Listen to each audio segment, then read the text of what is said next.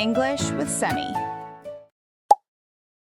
Welcome back to the English Boost podcast, your cozy place to learn easy English through real-life conversations and master the art of small talk at the same time. Exactly. And we know you might be doing something else right now. Maybe you're walking your dog in the park, or maybe you're folding a giant mountain of laundry on your bed. Or maybe you're sitting on a train, staring out the window, trying to avoid eye contact with the person sitting across from you. That's a very specific example, Cris. Are you speaking from personal experience? Oh, 100%. I'm the king of avoiding eye contact on public transport. I'll read the ingredients on a bottle of water just to look busy. Yes, sodium. Very interesting. Well, whatever you're doing today, we're so happy you're here with us.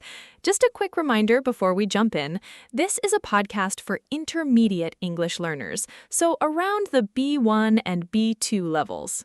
That means absolutely no pressure. You don't need a notebook, you don't need a dictionary.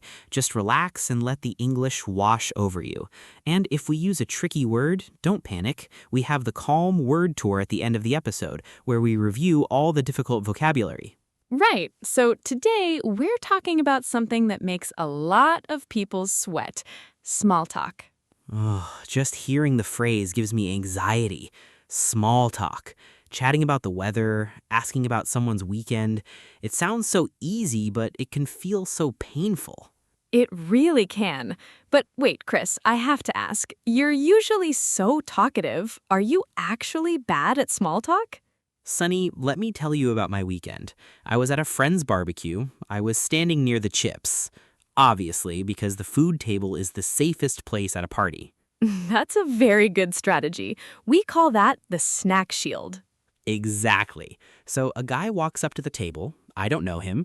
He looks at me and he says, "Great dip, right?" Now, Sunny, normal people would say, "Yeah, it's delicious. Do you know who made it?"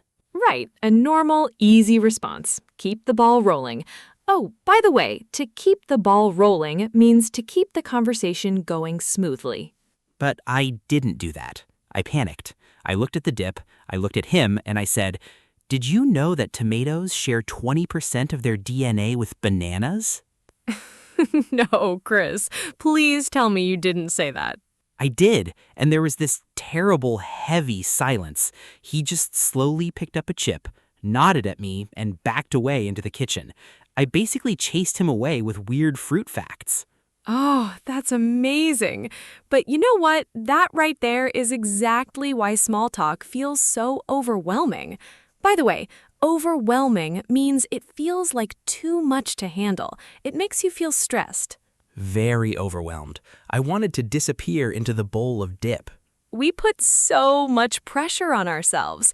We think small talk has to be brilliant. We think we have to entertain the other person, or sound super intelligent, or be instantly funny. But small talk is not a comedy show, and it's not a TED Talk. Then what is it? Because it feels like a test that I haven't studied for. Think of it like this. Small talk is just stretching before a workout. Wait, stretching? Like at the gym? Exactly. You don't go to the gym just to stretch, right? The stretching isn't the main event. You stretch so that you can safely lift heavy weights later. If you just grab a heavy weight without warming up, you're going to pull a muscle and get hurt. Oh, that actually makes a lot of sense. Right? Deep conversations are the heavy weights. You can't just walk up to a stranger at a barbecue and say, "What is your biggest regret in life?" That's a heavy weight. You'll scare them. You need to stretch first. Nice weather today. Great dip. That's the warm-up. It's just two humans testing the water, seeing if it's safe to interact. So small talk isn't really about the weather or the dip. Exactly. It's not about the information, it's about the connection. When you say, "Wow, it's really raining outside," you aren't giving them a weather report. You're basically saying, "I'm a safe, friendly human. I acknowledge that you're also a safe, friendly human in the same room as me." Wow, when you put it like that, it sounds much less terrifying. It's just human connection on a very basic level. Exactly. And listen to me, if you're listening right now and you hate small talk, if you hide in the bathroom at parties, or if you stare at your phone in the elevator to avoid your coworkers, you're not strange, you're not broken, you're just human. I used to hide in the bathroom at networking events. I'd literally set a timer on my phone for 5 minutes, sit on the toilet and play Candy Crush just to take a break from having to talk to people. I think a lot of people do that. It's exhausting, especially in a second language. Oh, yes, let's talk about that. Doing small talk in your native language is hard enough, but doing it in English when it's not your first language, it feels like your brain has to work 3 times as fast. You have to translate the question, figure out the cultural context, think of a response, translate the response, worry about your grammar, and try to smile at the same time. It's a mental marathon. And then, because you're trying so hard, your mind just goes completely blank. Oh, to draw a blank is a great phrase. It means you suddenly forget everything. Your mind is just empty, like a white piece of paper. Yes, you draw a blank. Someone says, "How was your weekend?" And suddenly you forget what a weekend is. You forget what you did yesterday. You just stare at them and say, "Good, sleep." Yes, good, sleep. I'm human. And that's okay. The key is to shift your mindset. You're not performing. You're just trying to find a tiny piece of common ground. Common ground is something that you both share, like you're both at the same boring meeting, or you're both waiting in the same long line for coffee. The long coffee line is the best place for small talk because you already share an enemy, the line. You can just look at the person next to you and sigh, wow, the line is moving really slowly today, huh? Exactly, you use the environment. But I know that just use the environment can sound a bit too abstract. So I want to share a very practical method, a framework that listeners can actually use the next time they're trapped in an elevator with their boss. Or trapped at a snack table with me and my tomato facts. Yes, please give us the framework. I need it. Okay, let's call this the echo, add, ask method. It's 3 simple steps to keep any small talk conversation flowing naturally. Echo, add, ask. Okay, I have my invisible pen. I'm writing this down. Step 1 is echo. When someone says something to you, you repeat a little piece of it, or you acknowledge it. This shows that you're actually listening to them. It validates them. Like if someone says, I just got back from a trip to Italy, I'd echo by saying, oh, Italy, wow. Perfect. You're echoing the core of what they said. It makes them feel heard. But you can't stop there, or you just sound like a parrot. Parrot noise. Italy, squawk, Italy. Yeah, that would be weird. Very weird. So right after you echo, you move to step 2, add. You add a tiny piece of information from your own life. It doesn't have to be a big story, just a tiny bridge to connect you to their topic. Okay, let me try. Oh, Italy, wow. I've never been to Europe, but I absolutely love Italian food.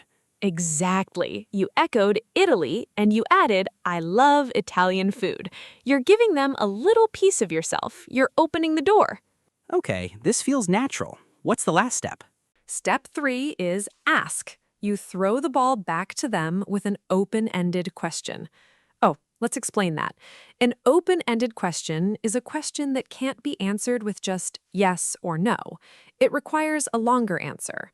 Words like what, how, or why. So instead of saying, did you like it, which is a yes or no question, I should ask something bigger? Yes, because if you ask, did you like it? They say yes, and the conversation dies. It's an awkward silence. Then you're back to staring at the floor. Let me put the whole 3-step thing together. They say, I just got back from a trip to Italy.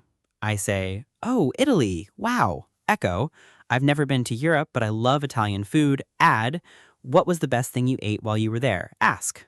Cris, that's a textbook perfect small talk response. It's friendly, it's personal, and it gives them a really easy, fun topic to talk about.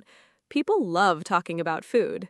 I love this. Echo, add, ask. It takes the pressure off me. I don't have to entertain them. I just have to guide the conversation.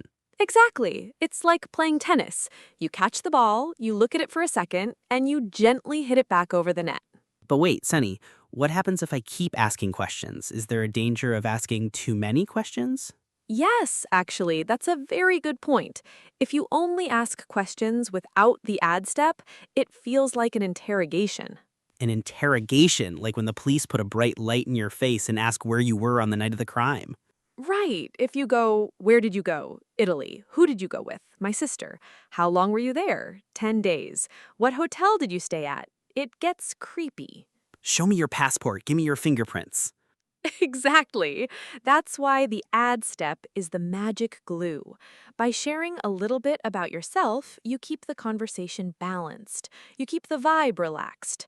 Vibe, by the way, is a great casual word for the feeling or the atmosphere of a situation.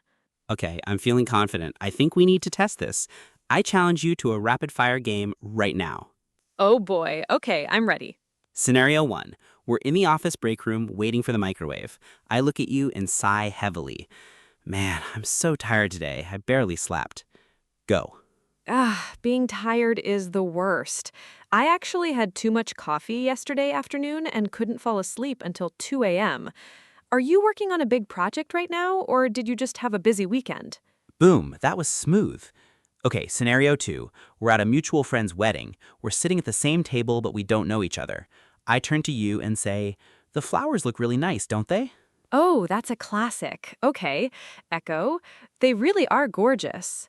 Add, I'm terrible with plants. I can't even keep a cactus alive, but I always appreciate good floral arrangements.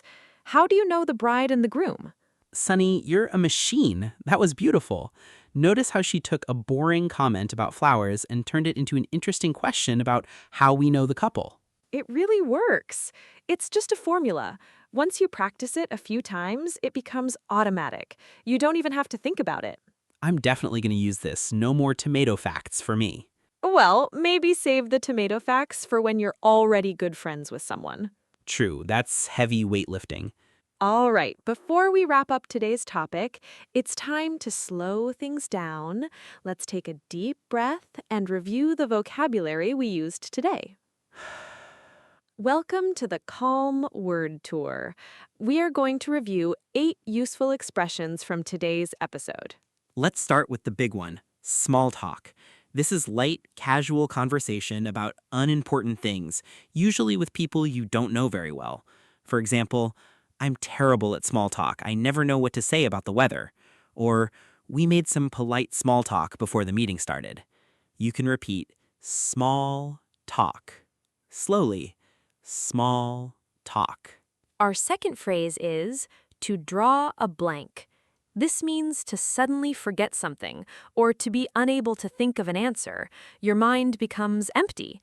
For example, during the English exam, I looked at the first question and completely drew a blank.